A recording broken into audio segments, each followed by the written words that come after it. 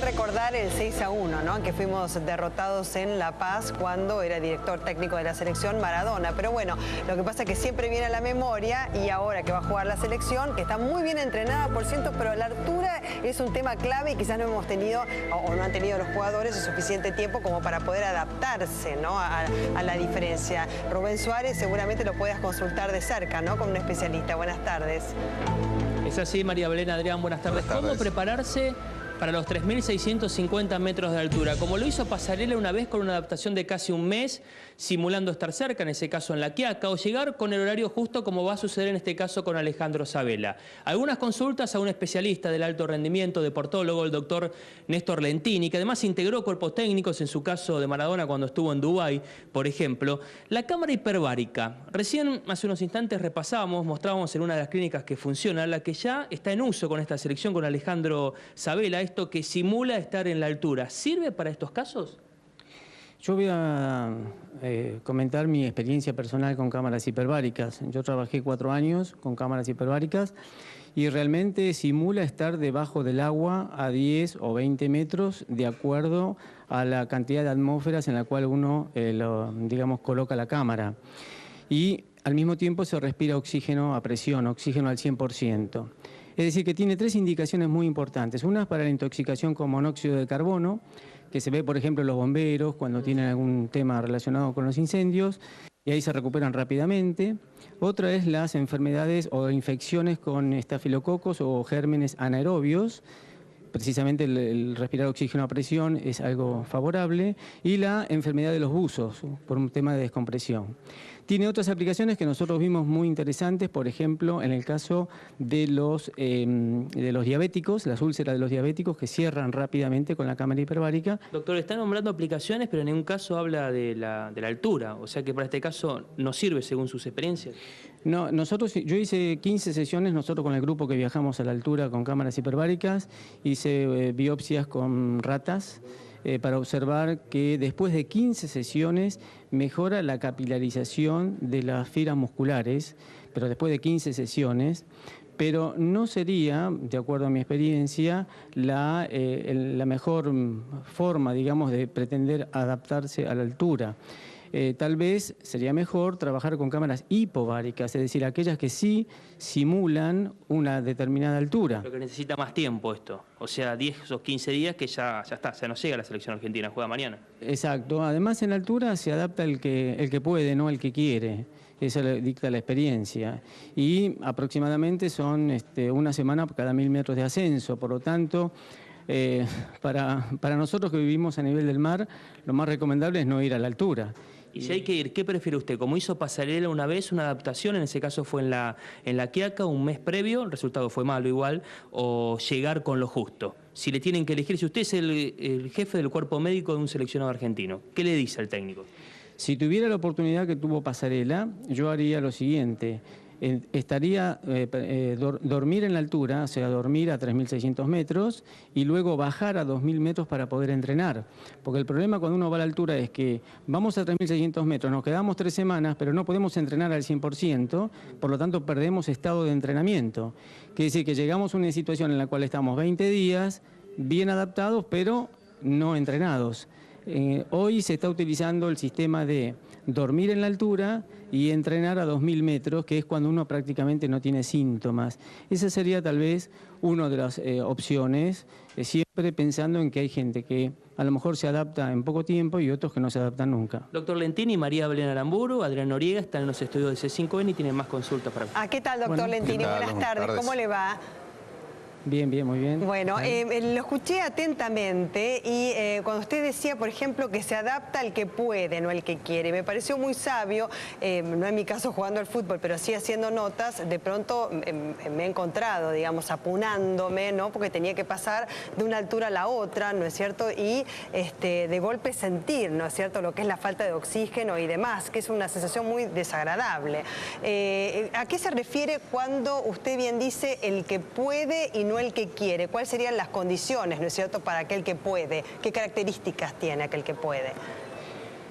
Porque en realidad hay situaciones individuales, es decir, hay organismos que se adaptan fácilmente por una constitución que puede ser genética y otros que no lo hacen por esa misma situación.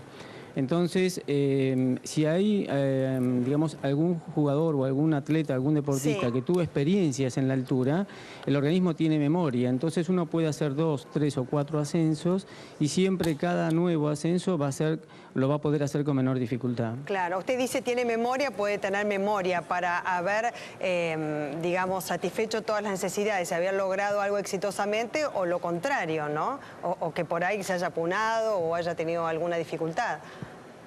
No, por supuesto. Además, el tema son los síntomas del mal de altura o soroche, como se llama, que cursa con cefaleas muy intensas, con vómitos, con diarrea, en fin, este tipo de situaciones se da en aquellos que ingresan en condiciones agudas. La posibilidad de poder llegar, jugar y después volver rápidamente, bueno, en cierta manera evitaría algunas de las situaciones desagradables que produce la altura.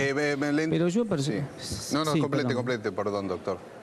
No, yo simplemente creo que lo más adaptado es, si nosotros vamos a la altura y queremos ver al mejor jugador del mundo que rinda para poder disfrutarlo, evidentemente vamos a estar, no vamos a tener esa posibilidad, porque dependemos de que su organismo se adapte o no se adapte. Los demás jugadores, doctor, los de Bolivia, digamos, ¿están predispuestos de otra manera? Porque no todos juegan, digamos, permanentemente en la altura, de hecho algunos están jugando en otros países. Digamos, ¿corre lo mismo para todos o ellos tienen alguna ventaja? El que ya tuvo experiencia en la altura, especialmente en los bolivianos, si ya tuvieron alguna experiencia previa, tienen alguna ventaja sobre nosotros.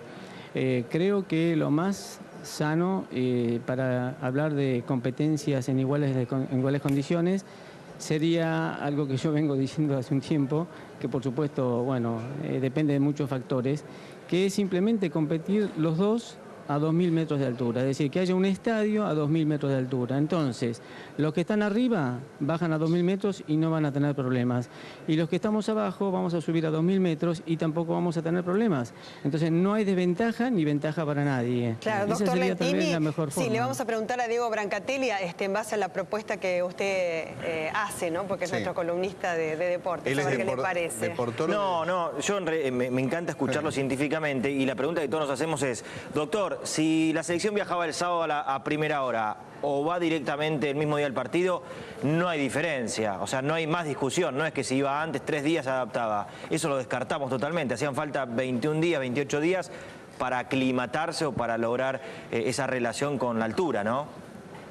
Sí, además cuando uno llega, lo primero que se produce es hiperventilación, es decir, como hay menos presión, el oxígeno tiene más dificultades para pasar desde el alvéolo, o sea, desde el pulmón hacia la sangre, hacia el glóbulo rojo. Por lo tanto, si nosotros tenemos esa dificultad, el sistema respiratorio responde con aumento de la ventilación. Entonces, nosotros empezamos a tener un aumento en la frecuencia respiratoria en los primeros días, pero al mismo tiempo estamos produciendo lo que se llama alcalosis, es decir, estamos eliminando mucho dióxido de carbono y eso produce orinas alcalinas, que en segundo término va a ser entonces el riñón después del tercer día que va a empezar a eliminar esas orinas alcalinas para volver a tener una cierta acidosis y tener otra vez esa hiperventilación. Claro, por otro lado, la hiperventilación produce deshidratación. Así que tenemos el problema de las altas temperaturas, como sucede también en la altura, así que agregamos el tema de la deshidratación, que hay que tenerlo muy en cuenta también. Entonces son factores que para los que vivimos a nivel del mar no nos favorece absolutamente para nada.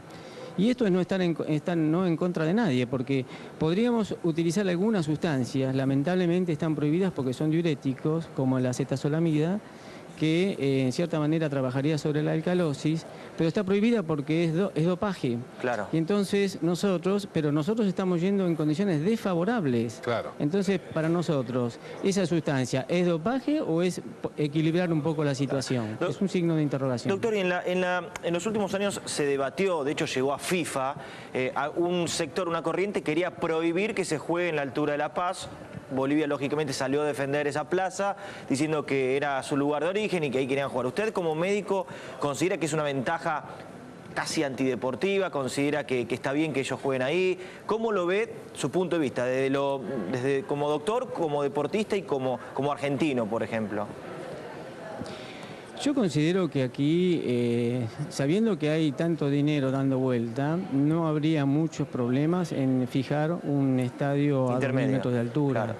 Eso sería la solución, porque en definitiva, si no estamos siempre dándole ventaja a alguien, y aquí no se trata de estar en contra de, sino simplemente tratar de lograr que los dos equipos puedan tener las mismas condiciones ante una situación desfavorable como es la altura. Claro, usted está diciendo que tiene que estar en las mismas condiciones los dos equipos. Ahora, desechar la cámara hiperbárica, ¿no es cierto?, los propósitos de entrenar todo lo que tiene que ver con la oxigenación y teniendo en cuenta, digamos, las dificultades que pueden provenir, digamos, de la altura, ¿no? Y con las recomendaciones que usted dio, ¿cuánto tiempo de adaptación se necesita? Bueno, sí, precisamente. La adaptación es aproximadamente entre 2 y 3 semanas para competir en Bolivia. Sí. Pero hoy están los estudios de investigación, están mostrando que es muy bueno lo que yo decía recién al principio. Sí. Dormir a la altura y poder entrenar todos los días a una altura menor, es decir, a 2.000 metros de altura, donde los síntomas son mínimos o algunos incluso no. O sea que lo que va a hacer la selección, que es, llega a Santa Cruz de la Sierra esta noche y mañana va a La Paz. Eso es lo que corresponde. Sí. Claro, acá lo más importante es la estrategia de juego que va a implementar el técnico. Yo creo que eso va a pasar por ahí. Y por otro lado también hay que saber cómo está el rival, puesto que si el rival está en una situación, digamos, de alta competencia y está muy bien, es una historia. Pero si tenemos un equipo, el de Bolivia, que no está en muy buenas condiciones competitivas, bueno, por suerte es para nosotros. Claro, ahí se equiparan, digamos, no las ventajas, sino las desventajas de los dos, entonces. Y respecto, claro, respecto de esa adaptación a la cual usted hacía referencia, 3 semanas de antelación al partido es absolutamente imposible, le diría, ¿no? Porque es más que decir improbable. Entonces, ¿cómo hacer de manera fáctica, digamos, que sus recomendaciones sean posibles? Porque dormir, digamos, en el lugar, en la altura correspondiente, significaría el traslado de todos los jugadores que están en sus equipos locales o quizás en el extranjero, para estar como en el circuito, ¿vio? En el circuito del Dakar, que el otro día le preguntábamos a nuestro columnista Roberto George, y dicen, bueno, también, como va a pasar por Bolivia, entonces tienen que en algún momento estar en ese tramo de Bolivia para adaptarse. En este caso, ¿cómo se podría hacer prácticamente? Se podría hacer con un equipo, con jugadores que ya hayan estado en la altura durante un tiempo, que ya hayan jugado en más de 2.000 metros, 2.600, 2.700, como en Bogotá, por ejemplo. Sí. O sea, que tengan una experiencia de haber estado en la altura. Y entonces estaríamos jugando con un equipo no de nombres, sino un equipo de gente más adaptada. Claro. De hecho, doctora, sobre ese tema, los argentinos jugaron mucho por Copa Libertadores, tanto en Quito como en La Paz, en ciudades con mucha altura, y Bota, por ejemplo, la gran figura de Tigre, no tuvo ningún tipo de problemas. Hay en el mercado argentino, del fútbol argentino, reconocidos jugadores que tal vez no tienen nivel de selección en una altura normal, pero que han demostrado con Tigre, con diferentes equipos, que la altura no les afectó. Claro. Tal vez era no era fácil, de hecho lo debatimos en estas últimas horas, no era fácil convocar a jugadores simplemente por eso, ¿no? Pero bueno, tal vez era una alternativa que el doctor dice. Claro, dice, no buscamos nombres, sino que buscamos adaptados a la altura, digamos, ¿no? Entonces sería la conformación de otro equipo. Claro, porque imaginemos que mañana, por supuesto, nuestro equipo es superior técnicamente. Y supongamos que tenemos al mejor jugador del mundo y que lamentablemente no puede recuperarse, no puede moverse. Entonces, para nosotros no es nada agradable, ni mucho, tampoco para toda la gente que lo va a ver a Messi. Entonces, ¿por qué Messi tiene que sufrir en una situación en la cual él no puede rendir como sabemos que él puede hacerlo? Lentini, yo creo que... En fin. ¿Qué pasa cuando vuelven los jugadores? ¿En qué tiempo recuperan? Digamos, porque siempre se habla de la adaptación a la altura. Yo le pregunto por el proceso inverso. Cuando vuelven los jugadores, ¿la adaptación, digamos, es natural y rápida, automática? Si estuvieron simplemente el tiempo de subir, jugar y volver, la readaptación, digamos, es inmediata. Aquellos que están o que permanecen durante 2 o 3 semanas arriba, después necesitan aproximadamente unos 10 a 12 días para recuperarse. De hecho, por ejemplo, hay maratonistas que van a 2.000 metros a entrenar para mejorar su capacidad aeróbica, para tener mayor cantidad de glóbulos rojos, por estímulo de la hormona de la eritropoyetina, y luego cuando bajan no deben competir en forma inmediata, sino que deben esperar unos 10 días para que todo el sistema cardiovascular y respiratorio pueda nuevamente readaptarse y entonces aprovechar ese efecto altura 10 días después. Claro, lo que usted dice es cuidar mucho del físico, ¿no es cierto?, de cada uno de los jugadores, cosa que por eso le digo, en la práctica a veces no se puede dar porque enseguida se ven compelidos a jugar algún otro partido, ¿no es cierto?, donde estén contratados. Y a los propósitos de su observación como deportólogo, porque quizás no ha estado cerca de cada uno de ellos. Si usted hablaba de Messi, por ejemplo, Messi, mejor jugador del mundo, si no se adapta a una cuestión de altura, digamos, tampoco podría tener el rendimiento como el mejor jugador del mundo, ¿no? Hoy lo tenemos a Pepito Higuaín y demás. ¿Cómo ve a los nombres, ¿no? O cuáles nombres ve como mejor adaptados? No, en la altura nosotros no podemos decir esta persona o este jugador se va a adaptar mejor que otro. Sí. Lamentablemente tenemos que esperar el momento de llegada y observar su comportamiento en el mismo momento que llegaron, porque no hay posibilidades de predecir quién se puede adaptar mejor o no. En el caso de Basanta, que por ejemplo ya juega en Monterrey en la altura, ¿va a servir mañana esto? Ah, por supuesto. Aquel que ya tuvo experiencia o que está trabajando en la altura no va a tener prácticamente ningún problema. Eso es así. El problema pasa por los que están acostumbrados a estar aquí, a nivel del mar. Ahora, Lentini, le pregunto también a Rubén, acá a Branca, a María Belén. ¿Se acuerdan la frase de Pasarela, la pelota no dobla? ¿Usted qué dice? ¿La pelota? Exacto. ¿Qué pasa con la pelota, Lentini, en la altura? Bueno, yo precisamente uno de mis ascensos a la Concagua con el grupo de trabajo fue precisamente para ver si la pelota doblaba o no. ¿Y? Y realmente lo que sucede es que la menor densidad del aire hace que la pelota, justamente al tener menos resistencia, cuando uno la lanza, bueno, va para cualquier lado y desde ya que a eso se tiene que acostumbrar el jugador. O sea, tiene razón Pasarela. Sí, por supuesto. Así que todos los deportes donde haya que lanzar, por ejemplo, la jabalina, bueno, van a marcar un récord en la altura precisamente porque hay menor densidad del aire. Claro, o sea, el récord no vale cuando supera los 2.200 metros de altura, Guinness no los contempla, así que por eso mismo el tema de altura. Exactamente. Yo le quiero preguntar al doctor, sí, bueno, esto ya ahí está, sí. Por eso, perdón, quería hacer una acotación. Por eso, ya que que prohíben eso, ¿no es cierto? Claro. Porque más de 2.200 es una ventaja. Bueno, ¿por qué no prohíben entonces jugar a más de 3.600 metros? Fútbol. Yo quiero, esto doctor ya es más a modo confesión o a modo que nos cuente un poco. Usted habrá hablado muchísimo con Maradona, con Diego. De hecho trabajó en el Al-Wasl, ¿no? Con él, en Dubái. Estuvo con él. Sí. ¿Qué pasó con aquel equipo argentino? ¿En qué se equivocó Diego? Desde lo físico, no en el planteo, si jugó con 3, con 4. Se confió, dicen que había carteles donde decía que no pasaba nada a la altura, confió mucho en la altura. Él tal vez no le había pasado nunca nada. ¿El 6-1 decís? El 6-1 como técnico. ¿Qué dice usted como deportólogo, como hombre de fútbol, como cercano a Maradona? Porque es una pesadilla. A mí me duele el corazón cada vez que recuerdo ese partido porque sé que no era tal la diferencia, pero terminó siendo así. No. ¿Qué opina de ese momento? Sí. Bueno, creo que todos quedamos muy mal después de eso. Y bueno, justamente yo no tuve participación de haber ido a Bolivia, pero sí estuve en la previa. Y justamente una de las cosas que uno a veces proponía era, desde el punto de vista psicológico, tratar de que los jugadores no pensaran en que iban a encontrarse el grave problema en la altura. El problema de esto es que Diego jamás tuvo problemas en la altura, porque Diego no tuvo problemas para jugar en ningún lugar, jamás. Entonces, tal vez Diego pensó eso, pensó que todo lo que él no sentía, a lo mejor podía ser trasladado al resto de los jugadores.